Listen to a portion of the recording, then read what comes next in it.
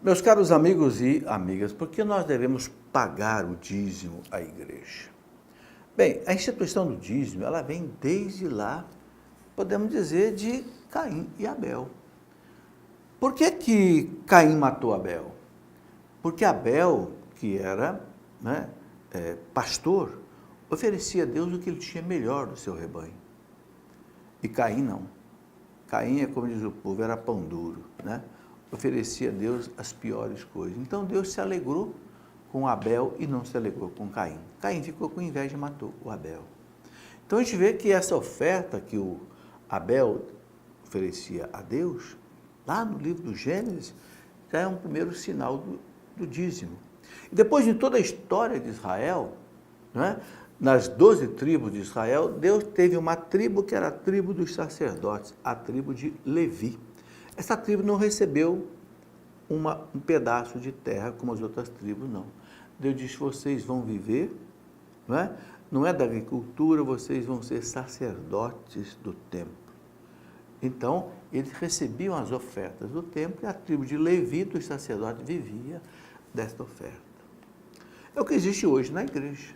Os nossos sacerdotes têm que ser mantidos pelo povo, porque eles não foram feitos para outra coisa, a não ser trabalhar para o reino de Deus. Mas eles precisam comer, beber, resolver ter suas necessidades todas satisfeitas. Então a igreja diz que nós precisamos pagar o dízimo. Só que a igreja não obriga que o dízimo seja 10%. É muito bonito você aplicar o dízimo de 10%, porque é uma tradição que vem na Bíblia.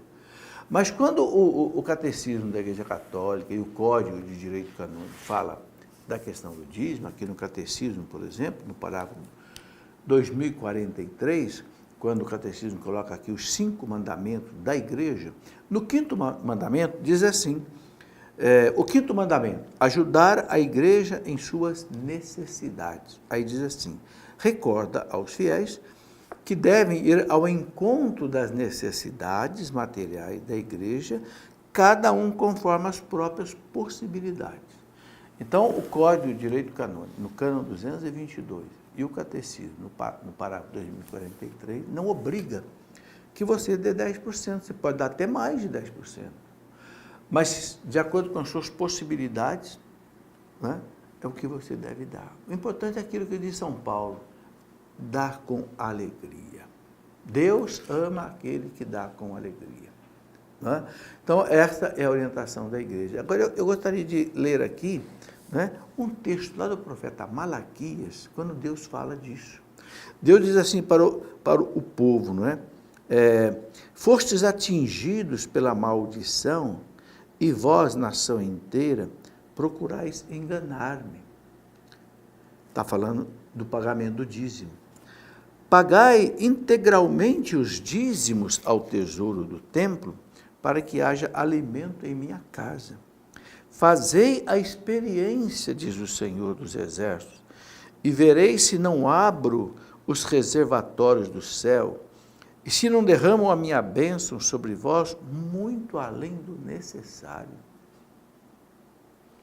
Para vos beneficiar, afugentarei o gafanhoto, que não destruirá mais os frutos de vossa terra, e não haverá nos campos vinha improdutiva, diz o Senhor dos Exércitos.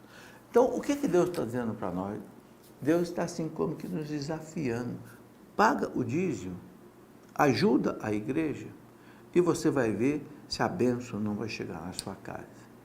Veja lá, não é um toma lá da cá, eu não estou falando de teologia da prosperidade. Eu dou o dízimo e Deus me dá um carrão, Deus me dá uma casa na praia. Não, ele está falando de bênçãos.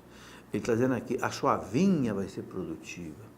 O gafanhoto que destrói a sua lavoura não vai fazer isso. Ou seja, Deus vai te dar o necessário, o essencial para você viver.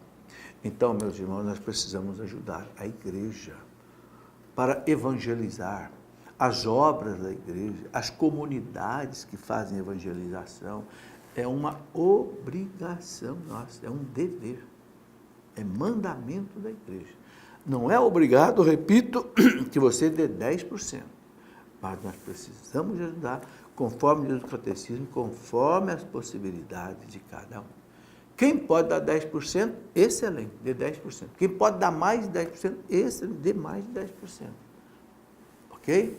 Quem não pode, dê menos, mas desde que dê aquilo que for possível.